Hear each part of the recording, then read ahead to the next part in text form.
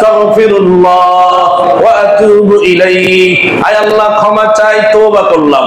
আল্লাহ বলেন প্রথমবার যেইভাবে আমাকে ক্ষমাশীল পেয়েছিলে, 1000 বার পরে তওবা ভঙ্গ করে যদি নাকি আমাকে এইভাবে ডাকো, প্রথমবারের মতোই আমি আল্লাহকে পাবে। সুবহানাল্লাহ।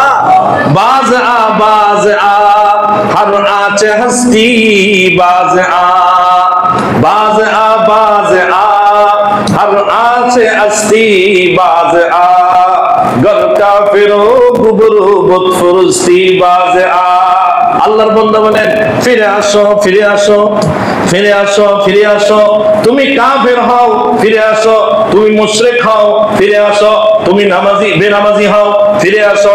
তুমি বেরোজগার হও, ফিরে আসো। তুমি আল্লাহর নাফরমান বান্দা হও, ফিরে আসো। তুমি হারাম ভক্ষণকারী হও, ফিরে আসো। তুমি জিনাকার হও, ফিরে আসো। তুমি এরকম ভাবে চোর হও, ডাকাত হও, ফিরে আসো। এবং তুমি যত বড় অপরাধী হও, আল্লাহর দরবারে ফিরে আসো। ই দরগাহে মা দরগাহে না উমাইদি নিস্ত। সুবহানাল্লাহ বলেন। ই দরগাহে মা দরগাহে না উমাইদি নিস্ত সদবার अगर तौबा शकस्ती बाज आ। আল্লাহর বান্দা বলেন দুনিয়ার দরবার হলো এমন, তুমি একবার যাইবা বিরক্ত হয়ে যাবে, দ্বিতীয়বার যাবে আরো বিরক্ত হয়ে যাবে, তৃতীয়বার যাবে আরো বিরক্ত হয়ে যাবে। কিন্তু আল্লাহ তাআলার দরবার এমন যে আল্লাহর দরবারে যাবে না, আল্লাহ নারাজ হয়ে যাবে। সুবহানাল্লাহ। এই দরবারটা হলো এমন দরবার যেই দরবার থেকে নিরাশ হয়ে কেউ ফিরে না। সুবহানাল্লাহ। ই দরগাহে মা দরগাহে না উমাইদি নিস্ত।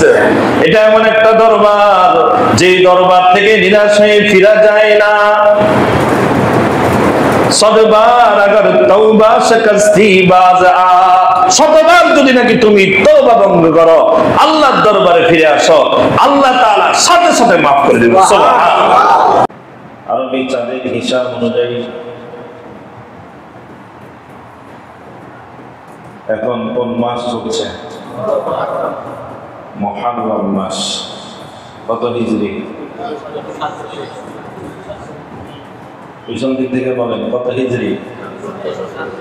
1447 হিজরি।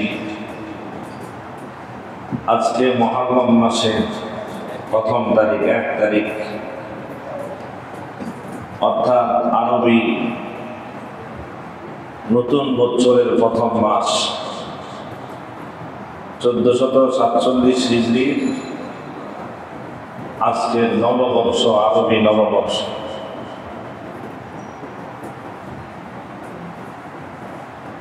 কিন্তু অনেকে আছে এই আরবি নববর্ষতে যায়, গত রাত থেকে আরবি নববর্ষ শুরু হয়েছে, আজকের পুরো দিন আরবি নববর্ষ চলছে। কোন আনুষ্ঠানিকতা আছে? জোরবান আছে? কোন ধরনের আয়োজন আছে? এটাই হলো ইসলাম। সুবহানাল্লাহ। এর বিপরীতে যদি নাকি আজকে ইংরেজি নববর্ষ 31 নাইট হইত, বাংলা নববর্ষ পহেলা বৈশাখী হতো, তাহলে আজকের দিন উদযাপন করার জন্য বহু আগ থেকেই তার প্রস্তুতি গ্রহণ করা হতো, বিভিন্ন অনুষ্ঠানের আয়োজন করা হতো, গান বাজনা, ঢোল তবলা এবং বিভিন্ন মিছিল মিটিং এর মাধ্যমে, এমনকি নববর্ষের নতুন পোশাক পরিধান করে পান্তা ইলিশের মাধ্যমে রাষ্ট্রীয়ভাবে নববর্ষ উদযাপনের জন্য ছুটি ঘোষণা করার মাধ্যমে, বিভিন্ন আয়োজনের মাধ্যমে এই দিনটাকে উদযাপন করা হতো। অথচ আমরা যদি তাকায় দেখি, এই ইংরেজি নববর্ষ এটা হলো খ্রিস্টানদের সকল কার্যকলাপের মাধ্যমে আনুষ্ঠানিকতার আয়োজন করে, আর বাংলা নববর্ষে হিন্দু রীতির মাধ্যমে সকল আনুষ্ঠানিকতা আয়োজন করে। কথা বলে, কারণ ইংরেজি নববর্ষের সূচনা হয়েছে যিশু খ্রিস্টের জন্ম থেকে, বাংলা নববর্ষের সূচনা হয়েছে মোগল সম্রাটদের বাদশাহ আকবরের জমানা থেকে। কিন্তু আরবি নববর্ষের সূচনা কখন থেকে হয়েছে, আরবি মাসের গণনা কখন থেকে হয়েছে, কোরআন হাদিস যদি তালাশ করা হয় দেখা যায় যেই দিন আসমান জমিনকে সৃষ্টি করা হয়েছে, যেই দিন চন্দ্র সূর্যকে আল্লাহ তাআলা সৃষ্টি করেছেন, যেই দিন আল্লাহ তাআলা আসমান জমিনকে গ্রহ নক্ষত্র দ্বারা গাছ গাছালি নদ নদী দ্বারা সাজিয়েছিলেন, যেই দিন আল্লাহ তাআলা জান্নাত জাহান্নামকে সৃষ্টি করেছেন, কুল কায়নাতকে যেই দিন আল্লাহ তাআলা সৃষ্টি করেছেন, সেই দিন থেকে আল্লাহ তাআলা আরবি বছর গণনার দিন তারিখ মাস নির্ধারণ করে দিয়েছেন। যেমন কোরআনুল কারীমের মধ্যে সূরা তাওবার 36 নম্বর আয়াতে আল্লাহ তাআলা বলেন, ইন্না ইদ্দাতাশ শুহুরি ইনদাল্লাহি 12 শাহরান ফি কিতাবিল্লাহ ইন্না ইদ্দাতাশ শুহুরি ইনদাল্লাহি 12 শাহরান ফি কিতাবিল্লাহ ইয়াওমা খালাকাস সামাওয়াতি ওয়াল আরদ। আল্লাহ তাআলা বলেন, যেই দিন আসমান সৃষ্টি করা হয়েছে, যেই দিন জমিন সৃষ্টি করা হয়েছে, কুল কায়নাতকে যেই দিন সাজানো হয়েছিল, সেই দিন থেকে বিধানকৃত গণনার জন্য 12টি মাসকে নির্ধারণ করা হয়েছে। আরবি 12 মাস কে নির্ধারণ করেছেন? আরো যদি বলেন কে? আল্লাহ তাআলা আরবি 12 মাস নির্ধারণ করেছে। অনেক মুসলমান ভাই আছি আরবি 12 মাসের গণনাই জানি না, নামে জানি না। ইংরেজিটা মাশাআল্লাহ অনেকে জানি, অনেকে বাংলাটাও জানি না।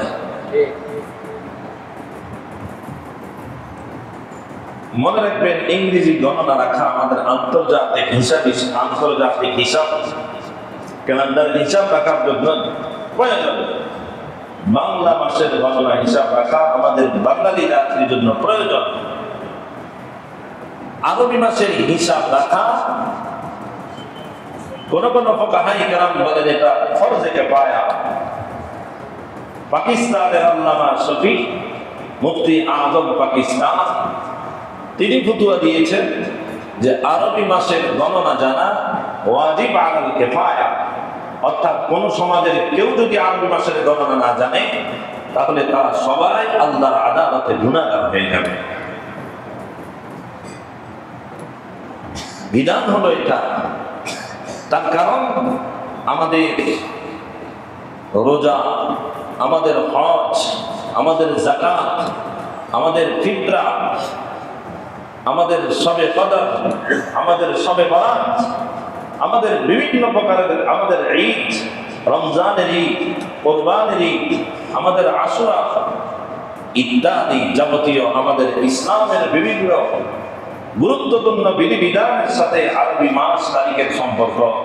এই জন্য মুসলমানের জন্য আরবি মাসের হিসাব জানা ওয়াজিব আলাল কিফায়া, অর্থাৎ পুরো সমাজের কেউ যদি না জানে আরবি মাসের হিসাব তাহলে সবাই গুনাহগার হবে।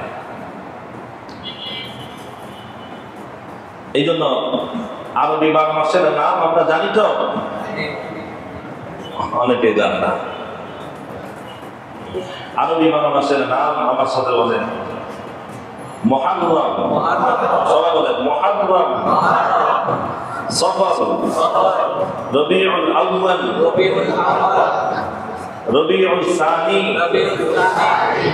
জামাদাল উলা, জামাদাল উখরা, রজব, শাবান, রমাদান, শাওয়াল, জিলকাদা, জিলহিজ্জা। কয়টা হলো? বলছেন আপনারা? এই 12 মাসের নাম আমাদেরকে মুখস্থ রাখা, কোন মাসের পর কোন মাস এটা আমাদেরকে জানা। তো আল্লাহ তাআলা বলেন, যেই দিন আমি আসমান জমিনকে সৃষ্টি করেছি সেই দিন থেকে বিধানকৃত গণনার জন্য 12টি মাস নির্ধারণ করেছি। 1 নম্বর মাস হলো মুহররম, 2 নম্বর মাস হলো সফর, 3 নম্বর মাস হলো রবিউল আউয়াল, 4 নম্বর মাস হলো রবিউল সানি, 5 নম্বর মাস হলো জামাদাল উলা, 6 নম্বর মাস হলো জামাদাল উখরা, 7 নম্বর মাস হলো রজব, 8 নম্বর মাস হলো শাবান, 9 নম্বর মাস হলো রমাদান, 10 নম্বর মাস হলো শাওয়াল, 11 নম্বর মাস হলো জিলকাদা, 12 নম্বর মাস হলো জিলহিজ্জা। এই 12টি মাস আল্লাহ তাআলা যেই দিন আসমান জমিন সৃষ্টি করেছেন সেই দিন থেকে নির্ধারণ করেছেন। সুবহানাল্লাহ। এই 12টি মাস এক একটা মাস এক একভাবে দামি। তবে এই 12 মাসের মধ্য থেকে আল্লাহ তাআলা বলেন মিনহা আরবাআতুন হুরুম, এই 12 মাসের মধ্য থেকে 4টি মাস আছে আল্লাহর নিকট এগুলা সম্মানিত মাস। এই 12 মাসের মধ্য থেকে 4টি মাস হলো সম্মানিত মাস। কয়টি মাস? কোন 4টি মাস সম্মানিত মাস? বুখারী শরীফের হাদিসের মধ্যে আছে, হযরত আবু বকর রাদিয়াল্লাহু তাআলা আনহু বলেন, আস-সানাতু 12 শাহরা, আরবি হিজরি বর্ষে 12টি মাস আছে।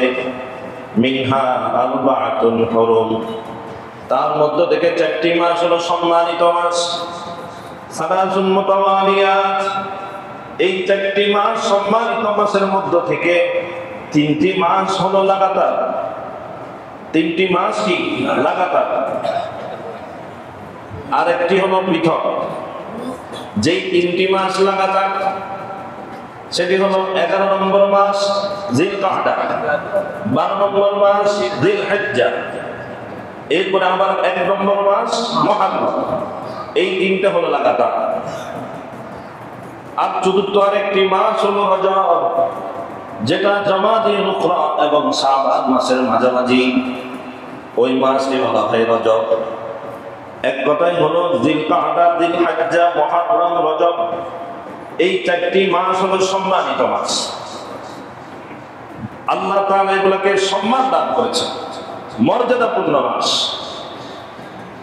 আর আল্লাহ তাআলা যে কোরআনে 4টি মাসকে সম্মানিত করেছে, ওই 4টি মাসে 3য় নম্বর মাস হলো এই মুহররম মাস। সুবহানাল্লাহ। তাহলে এই মুহররম মাস, এই মাসকে সম্মানিত কে করেছেন? আল্লাহ। এটা সম্মানিত মাস। এই মুহররম মাস, এই মুহররম মাসের ফজিলতই হলো 1 নম্বর, এটাকে আল্লাহ তাআলা সম্মানিত মাস বানাইছেন। সুতরাং এই মুহররম মাসের 1 নম্বর ফজিলত হলো আল্লাহ তাআলা এটাকে সম্মানিত বানাইছেন। আল্লাহ তাআলা যেহেতু এই মাসকে সম্মানিত মাস বানাইছেন, এই সম্মানিত মাস হওয়ার কারণে এই মাসের মর্যাদা আল্লাহর দরবারে অনেক বেশি। এই মুহররম মাসের 1 নম্বর ফজিলত, এটা সম্মানিত মাস, মর্যাদাপূর্ণ মাস। 2 নম্বর হলো আরবি বছরের যে 12টি মাস আছে, আল্লাহ তাআলা আরবি বছরের 12 মাসের প্রথম মাস এই মুহররম মাস, শেষ মাস জিলহজ মাস। আরবি বছরের শুরু মাস এবং শেষের মাস, দোনো মাসকে আল্লাহ তাআলা সম্মানিত মাস বানাইছেন। এই জন্য হযরত হাসান বসরি রাহিমাহুল্লাহ বলেন, মুহররম মাসের ফজিলত হওয়ার দ্বিতীয় নম্বর গুরুত্বপূর্ণ কারণ হলো ইন্নাল্লাহা ইফতাতাহা আস-সানাতা বিশাহরিল হারাম ওয়া খাতামাহা বিশাহরিল হারাম। নিশ্চয় আল্লাহ তাআলা আরবি হিজরি বর্ষের গণনার জন্য সর্বপ্রথম যে মাসকে নির্ধারণ করেছেন ওই মাসটি হলো সম্মানিত মাস মুহররম, এবং এই আরবি বর্ষের সর্বশেষ যে মাস নির্ধারণ করেছেন জিলহজ মাস, সেটাও সম্মানিত মাস। এটার দ্বারা বোঝা যায় আল্লাহর দরবারে এই মাসের গুরুত্ব এবং ফজিলত অনেক বেশি। 3 নম্বর হলো এই মুহররম মাস হাদিসে পাকের মধ্যে এই মাসকে শাহরুল্লাহ বলা হয়েছে, অর্থাৎ এই মাস হলো আল্লাহর মাস। সুবহানাল্লাহ। এই মাস কার মাস?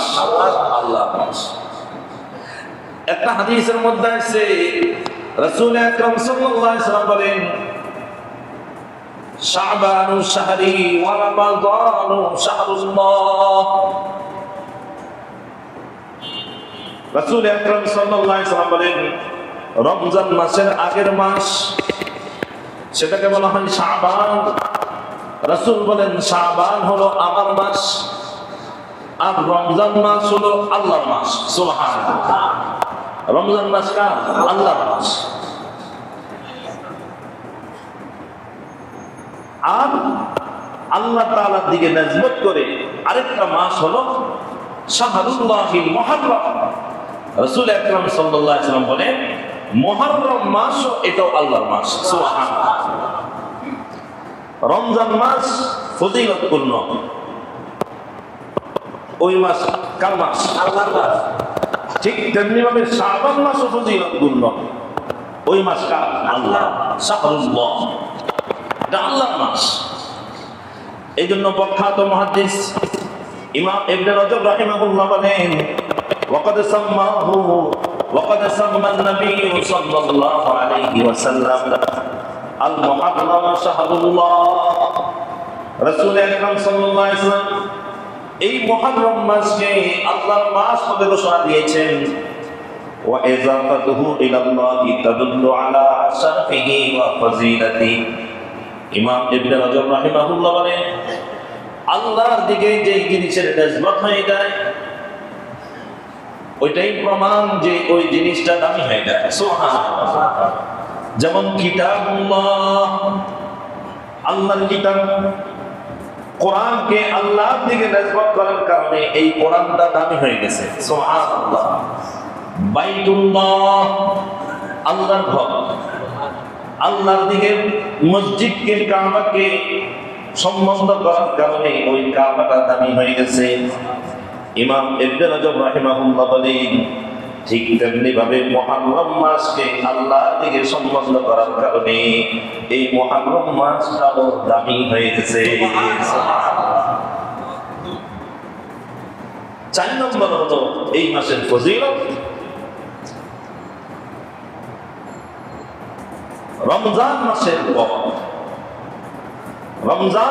পর আল্লাহর নিকট শ্রেষ্ঠতম মাস হলো এই মুহররম মাস। সুবহানাল্লাহ। রমজান মাসের পর আল্লাহ তাআলার নিকট শ্রেষ্ঠতম মাস হলো কি? মুহররম মাস। যেমন হাদিস শরীফের মধ্যে রাসূল আকরাম সাল্লাল্লাহু আলাইহি ওয়াসাল্লাম বলেন, খায়রুল লাইলি জাওফুহু। রাতের মধ্যে সবচেয়ে উত্তম একটি সময় আছে, ওই সময়টা হলো মধ্য রজনী। আর রাতের মধ্য রজনী এটা আল্লাহর নিকট অনেক উত্তম সময়। ওই সময় সারা পৃথিবীর মাখলুক ঘুমাবে, আর আল্লাহর কোন বান্দা যদি ওই সময় জাগ্রত থেকে আল্লাহকে একবার ডাক দিতে পারে, আল্লাহ তাআলা বলেন, বান্দা তুই আমাকে ডাক দেওয়ার আগে আমি তোর দরবারে উপস্থিত হয়ে যাব। রাত্রের একটা অংশ আছে যে অংশটা অনেক দামি, সেটা হলো মধ্য রজনী, যে সময় আল্লাহ তাআলা বিশেষ রহমত দুনিয়ার আসমানের উপর বর্ষণ করেন। সুবহানাল্লাহ। আল্লাহ তাআলার নূরের তাজাল্লি দুনিয়ার আসমান থেকে পৃথিবীবাসীর উপর আল্লাহ তাআলা নাযিল করেন। তো রাত্রের মধ্যে মধ্য রজনী সেটা হলো অনেক দামি। আর আফজালুশ শাহরি শাহরুল্লাহ আল্লাযী তাদউনাহু আল মুহাররম, আর মাসের মধ্য থেকে আল্লাহর নিকট রমজানের পরে সর্বশ্রেষ্ঠ মাস হলো মুহররম মাস। এই মুহররম মাস রমজানের পরে আল্লাহর কাছে অনেক দামি। সুবহানাল্লাহ। 5 নম্বর হলো এই মুহররম মাস এর ফজিলত। এই মাসের মধ্যে যদি কেউ রোজা রাখে, আল্লাহর হাবিব বলেন মাহে রমজানের পরে নফল রোজার জন্য সবচেয়ে শ্রেষ্ঠতম মাস হলো মুহররম মাস। সুবহানাল্লাহ। মাহে রমজান সেটা তো ফরজ রোজা, আর নফল রোজার জন্য শ্রেষ্ঠতম মাস হলো মুহররম মাস। নফল রোজা আমরা তো পুরো বছরে রাখি, তবে নফল রোজার মধ্যে শ্রেষ্ঠ নফল রোজা, সেটার জন্য এই মুহররম মাস সবচেয়ে বেশি দামি এবং শ্রেষ্ঠতম সময়। যেমন রাসূল আকরাম সাল্লাল্লাহু আলাইহি ওয়াসাল্লাম বলেন আফদালুস সিয়ামি বাদা রমাদান শাহরুল্লাহিল মুহররম। রাসূল আকরাম সাল্লাল্লাহু আলাইহি ওয়াসাল্লাম ইরশাদ করেন, মুসলিম শরীফের হাদিস, রমজান মাসের পরে নফল রোজার জন্য সর্বশ্রেষ্ঠ মাস হলো এই মুহররম মাস। 6 নম্বর হলো এই মুহররম মাসের ফজিলত। এই মুহররম মাসের 10 তারিখ আশুরার দিন, যে আশুরার দিন রোজা রাখার দ্বারা প্রতি 1 বছরের গুনাহ মাফ হয়ে গেল। সুবহানাল্লাহ। তাহলে এই মুহররম মাস 6টা কারণে সম্মানিত। এই মুহররম মাস 6 কারণে ফজিলতপূর্ণ। 1 নম্বর কারণ হলো এই মুহররম মাস আল্লাহর নিকট সম্মানিত মাস। 2 নম্বর হলো এই মুহররম মাস হিজরি নববর্ষের প্রথম মাস। 3 নম্বর কারণ হলো এই মুহররম মাস হলো এটা আল্লাহর মাস। 4 নম্বর কারণ হলো এই মুহররম মাস হলো রমজানের পরে সর্বশ্রেষ্ঠ মাস। 5 নম্বর কারণ হলো এই মুহররম মাস হলো মাহে রমজানের পরে নফল রোজা রাখার জন্য সর্বশ্রেষ্ঠ মাস। 6 নম্বর কারণ হলো এই মুহররম মাস এর 10 তারিখ হলো আশুরার দিন। এই 6টি কারণে এই মুহররম মাস অনেক ফজিলতপূর্ণ মাস। আর এই ফজিলতপূর্ণ মাস আজকে থেকে আমাদের থেকে শুরু হয়েছে। এই মুহররম মাসে ফজিলতপূর্ণ মাসের ফজিলত আমরা অর্জন করতে চাই। কথা বলেন, চাই? যদি নাকি ফজিলতপূর্ণের ফজিলত আমরা অর্জন করতে চাই, তাহলে এই মাস উপলক্ষে আমাদেরকে কিছু আমল করতে হবে। ওই আমল যদি করি তাহলে ফজিলতপূর্ণ মাসে ফজিলত আমরা অর্জন করতে পারবো। রাজি আছি তো ইনশাআল্লাহ? 1 নম্বর আমল, এই মুহররম মাসে আমাদের 1 নম্বর আমল, 1 নম্বর আমল হলো এটা যেহেতু সম্মানিত মাস, এই মাসকে সম্মান করা। কথা কি বুঝেন নাই? আপনার বাবা আপনার কাছে সম্মানিত, আপনার মা আপনার কাছে সম্মানিত, তার মানে কি? তাদেরকে কি করা? সম্মান করা। এই মুহররম মাস আল্লাহ তাআলার নিকট যেহেতু সম্মানিত, এই কারণে এই মুহররম মাসের সম্মান করা এটা একটা আমল। এই মুহররম মাসের সম্মান মর্যাদা আমাদের অন্তরে জাগ্রত রাখা।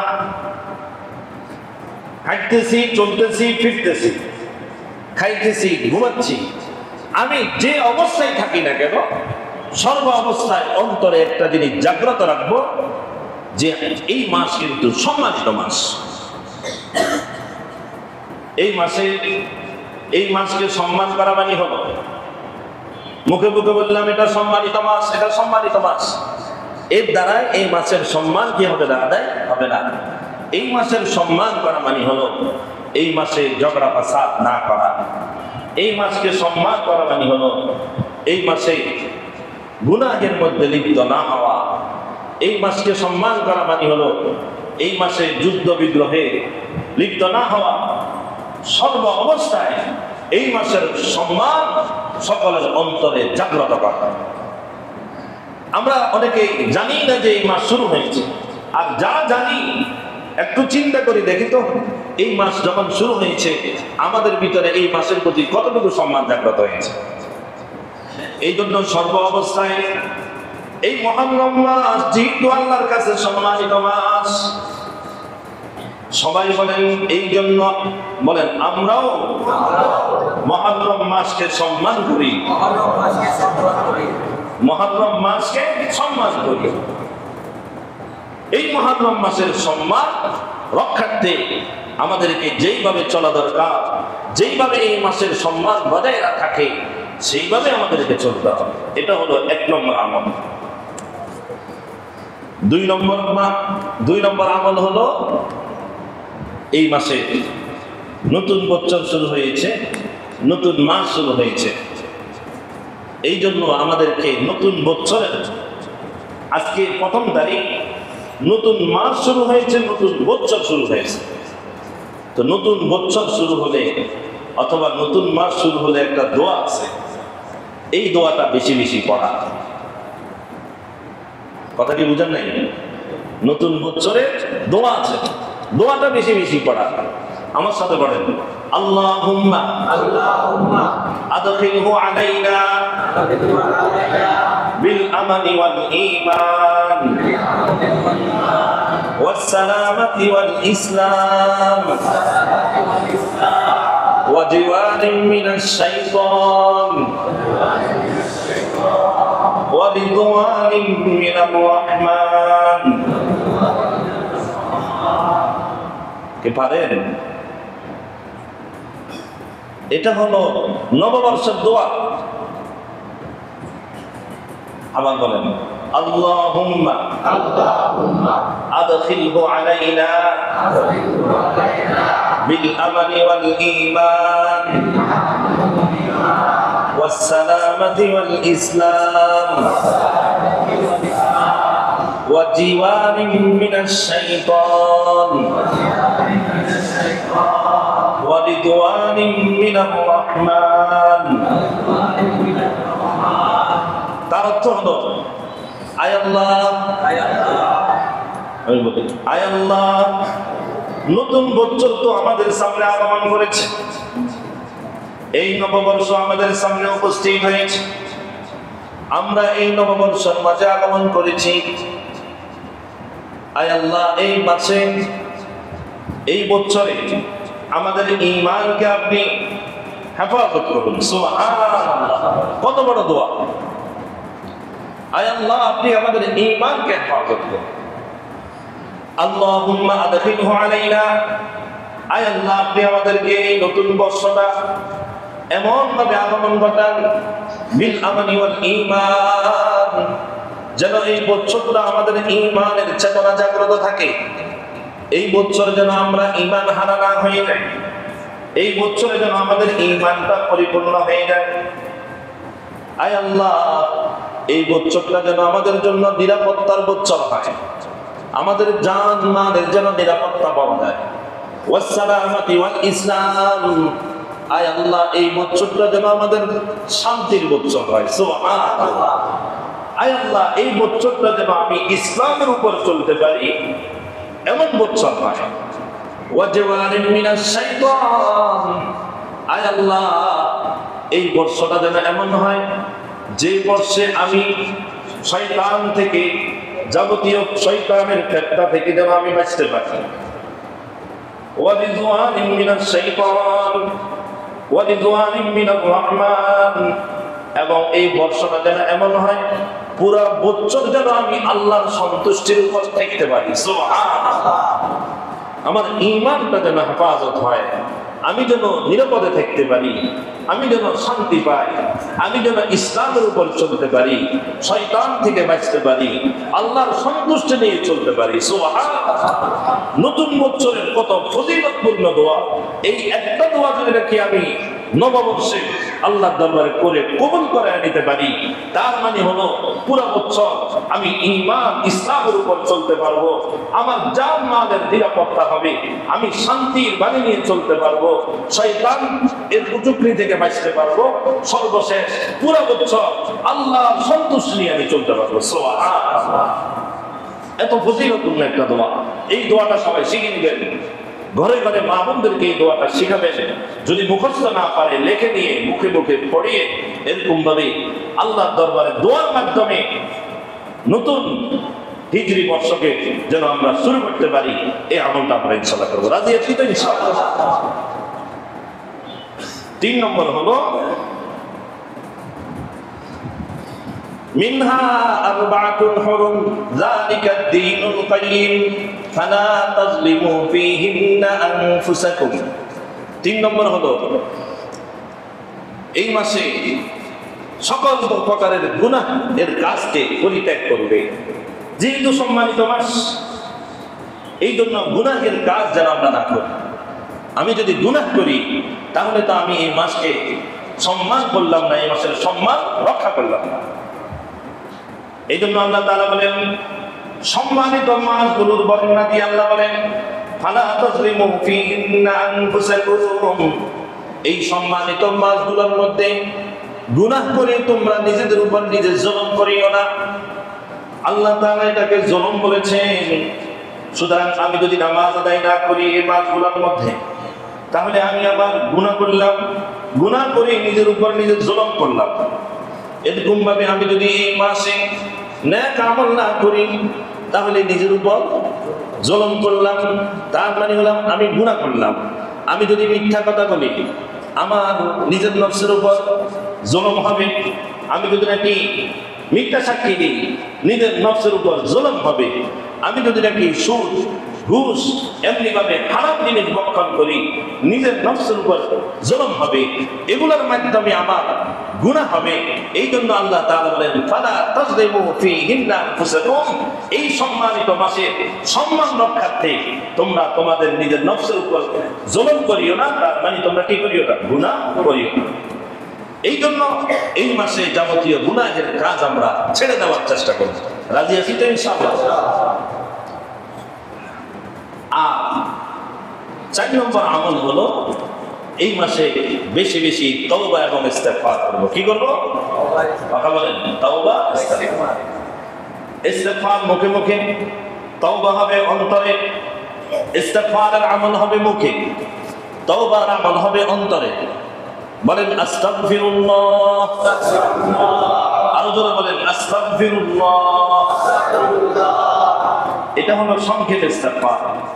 আর যদি কি বড়ভাবে বলতে চাই, আস্তাগফিরুল্লাহাল্লাযী লা ইলাহা ইল্লা হুয়াল হাইয়ুল কাইয়্যুম ওয়া আতুবু ইলাইহি, এতটুকু হলো ইস্তেগফার।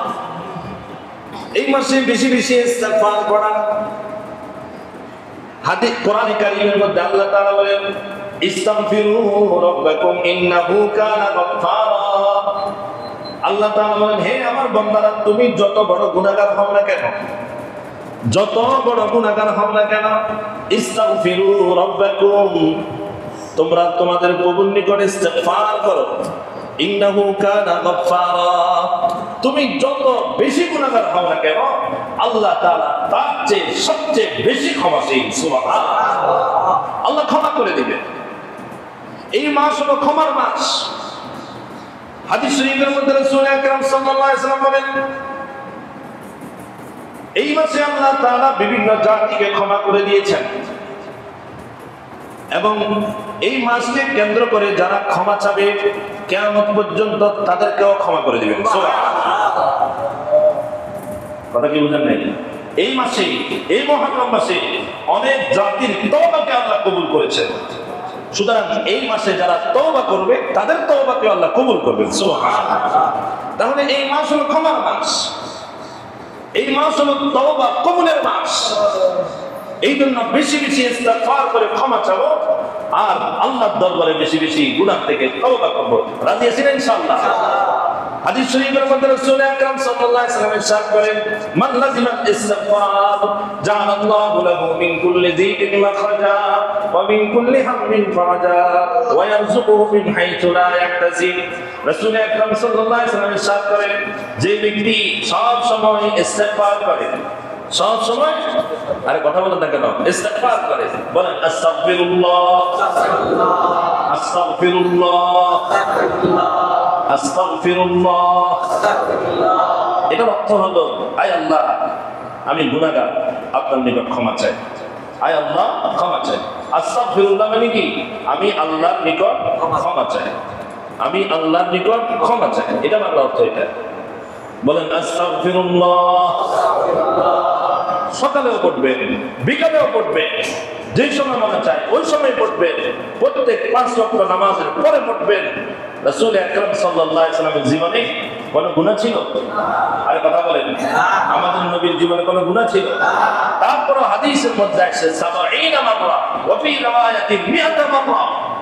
রাসূল আকরাম সাল্লাল্লাহু আলাইহি ওয়াসাল্লাম দৈনিক, রাসূলের কোনো গুনাহ ছিল না, তারপরেও দৈনিক 70 বার, কোন রওয়ায়াতে আছে দৈনিক 100 বার রাসূল আকরাম সাল্লাল্লাহু আলাইহি ওয়াসাল্লাম বলতেন, আয় আল্লাহ আমাকে ক্ষমা করে দেন, আস্তাগফিরুল্লাহ। সুবহানাল্লাহ। রাসূলের গুনাহ ছিল না, তারপরে রাসূল যদি দৈনিক 100 বার আল্লাহর দরবারে আস্তাগফিরুল্লাহ বলতে পারে, আমি আর আপনি কত বড় গুনাহগার। এমন কোন দিন তো নাই যেই দিন আমরা গুনাহ করি নাই, এমন কোন রাত নাই যে রাতে আমি গুনাহ করি নাই, এমন কোন মাস নাই যে মাসে আমি গুনাহ করি নাই, এমন কোন বছর নাই যে বছরে আমি গুনাহ করি নাই। আমার গুনার হিসাব আমার কাছে নাই, আমার গুনার কথা আমার মনে নাই।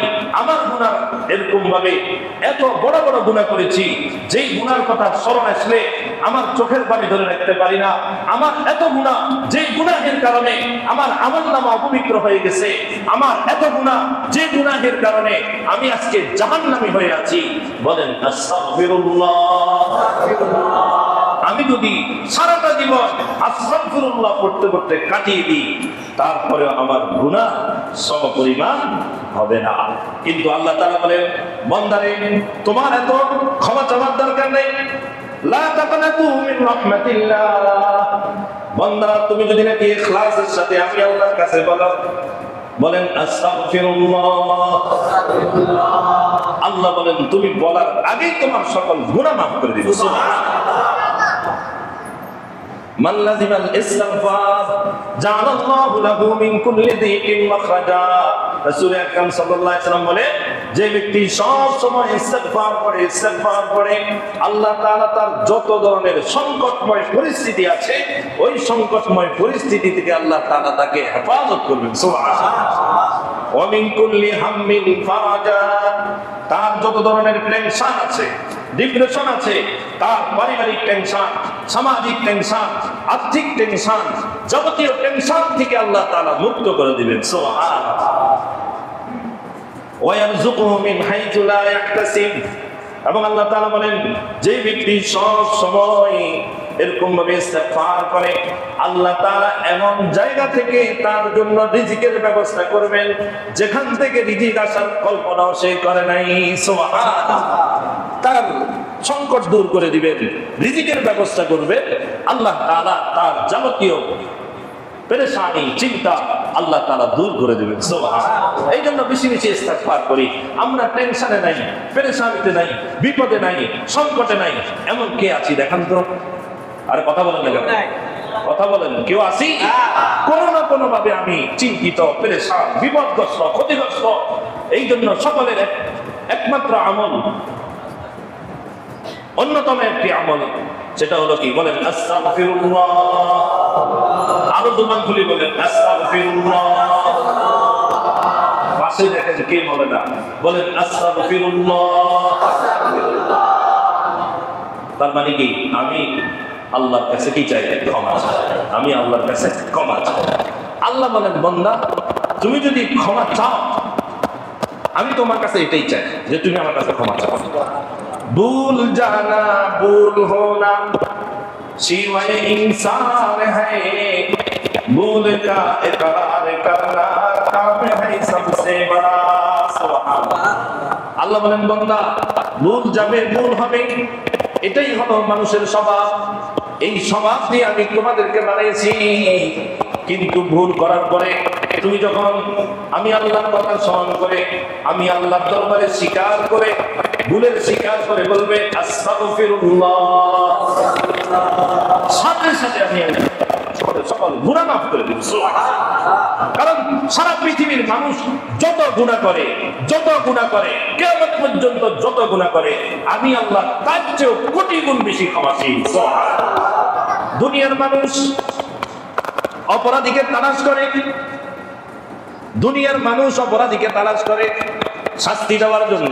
কথা বলেন, পুলিশ আসামিকে তালাশ করে শাস্তি দেওয়ার জন্য, র‍্যাব আসামিকে তালাশ করে শাস্তি দেওয়ার জন্য, সেনাবাহিনী আসামিকে তালাশ করে শাস্তি দেওয়ার জন্য, আর আল্লাহ তাআলা তার অপরাধী বান্দাকে তালাশ করেন গুনাহ ক্ষমা করে দেওয়ার জন্য। লা তাকনাতু মিন রাহমাতিল্লাহ, আল্লাহ তাআলার রহমত থেকে নিরাশ হয়ো না। আল্লাহ তাআলার কাছে শুধু তুমি চাইবে, দিতে দেরি হবে না, ক্ষমা চাও, আল্লাহ বলেন আমি সাথে সাথে ক্ষমা করে দিব। সুবহানাল্লাহ। শতবার যদি তওবা করেছি, ইস্তেগফার করেছি, শতবার তওবা করেছি, শতবার ইস্তেগফার করেছি, তারপরেও যদি নাকি আমি আবার গুনাহ করি, আবার তওবা ভঙ্গ করলাম, আবার গুনাহ করলাম, আবার তওবা ভঙ্গ করলাম, আবার গুনাহ করলাম, শতবার হাজারবার যদি নাকি তওবা ভঙ্গ করে আবার ওই গুনাহ করলাম, এরপরে যদি নাকি আমি বলি আস্তাগফিরুল্লাহ ওয়া আতুবু ইলাইহি, আয় আল্লাহ ক্ষমা চাই, আপনার নিকট তওবা করলাম। আল্লাহ বলেন বান্দা তুমি প্রথমবার আমি আল্লাহকে যেভাবে ক্ষমা পেয়েছিলে, হাজারবার তওবা ভঙ্গ করে যদি আমার দরবারে উপস্থিত হয়ে বলো আস্তাগফিরুল্লাহ ওয়া আতুবু ইলাইহি, আয় আল্লাহ ক্ষমা চাই, তওবা করলাম, আল্লাহ বলেন প্রথমবার যেইভাবে আমাকে ক্ষমাশীল পেয়েছিলে, হাজারবার পরে তওবা ভঙ্গ করে যদি নাকি আমাকে এইভাবে ডাকো, প্রথমবারের মতোই আমি আল্লাহকে পাবে। সুবহানাল্লাহ। বাজ আ হর আচ হস্তি, বাজ আ হর আচ হস্তি, বাজ আ গর কাফিরো গুবরু বুত ফুরস্তি, বাজ আ। আল্লাহর বান্দা বলেন ফিরে আসো, ফিরে আসো, ফিরে আসো, ফিরে আসো, তুমি কাফের হও ফিরে আসো, তুমি মুশরিক হও ফিরে আসো, তুমি নামাজি বেনামাজি হও ফিরে আসো, তুমি বেরোজগার হও ফিরে আসো, তুমি আল্লাহর নাফরমান বান্দা হও ফিরে আসো, তুমি হারাম ভক্ষণকারী হও ফিরে আসো, তুমি জিনাকার হও ফিরে আসো, তুমি এরকম ভাবে চোর হও, ডাকাত হও ফিরে আসো, এবং তুমি যত বড় অপরাধী হও আল্লাহর দরবারে ফিরে আসো। এই দরগাহে মা দরগাহে না উমাইদি নিস্ত, সুবহানাল্লাহ বলেন, এই দরগাহে মা দরগাহে না উমাইদি নিস্ত, সদবার আগার তওবা শাকস্তি বাজা। আল্লাহর বান্দা বলেন দুনিয়ার দরবার হলো এমন, তুমি একবার যাইবা বিরক্ত হয়ে যাবে, দ্বিতীয়বার যাবে আরো বিরক্ত হয়ে যাবে, তৃতীয়বার যাবে আরো বিরক্ত হয়ে যাবে, কিন্তু আল্লাহ তাআলার দরবার এমন যে আল্লাহর দরবারে যাবে না, আল্লাহ নারাজ হয়ে যাবে। সুবহানাল্লাহ। এই দরবারটা হলো এমন দরবার যেই দরবার থেকে নিরাশ হয়ে কেউ ফিরে না। সুবহানাল্লাহ। এই দরগাহে মা দরগাহে না উমাইদি নিস্ত, এটা এমন একটা দরবার যেই দরবার থেকে নিরাশ হয়ে ফিরা যায় না। শতবার আগার তওবা শাকস্তি বাজা, শতবার যদি নাকি তুমি তওবা বন্ধ করো, আল্লাহর দরবারে ফিরে আসো, আল্লাহ তাআলা সাথে সাথে মাফ করে দেবেন। সুবহানাল্লাহ। এই জন্য ভাই এই মাসটা হলো তওবার মাস, গুনাহ ক্ষমার মাস। আমরা ইনশাআল্লাহ তওবা করব তো ইনশাআল্লাহ। কারা কারা রাজি আছি তওবা করব? এই মাসে বেশি বেশি তওবা করব তো ইনশাআল্লাহ। আল্লাহ তাআলা আমাদেরকে আমল করার তৌফিক দান করেন। আর 5 নম্বর আমল হলো এই মাসে বেশি বেশি রোজা রাখা। এই মাসে বেশি বেশি কি রাখা? নফল রোজা রাখা, নফল রোজা রাখা। এই মাসে বেশি বেশি নফল রোজা রাখা। তাহলে 1 নম্বর আমল, আমরা এই মাসকে বেশি বেশি কি করব? সম্মান করব। 2 নম্বর হলো এই মাসে নববর্ষ হিসাবে, নতুন মাস হিসাবে দোয়া করব। 3 নম্বর হলো গুনাহ ছেড়ে দিব। 4 নম্বর হলো তওবা করব। 5 নম্বর হলো এই মাসে বেশি বেশি আমরা কি রোজা রাখবো। আমরা রাজি আছি তো ইনশাআল্লাহ? আল্লাহ তাআলা আমাদের সকলকে আমলের মাধ্যমে এই মাস কাটানোর তৌফিক দান করেন। সকল বলি আমিন। ওয়া আখির দাওয়ানা আলহামদুলিল্লাহ।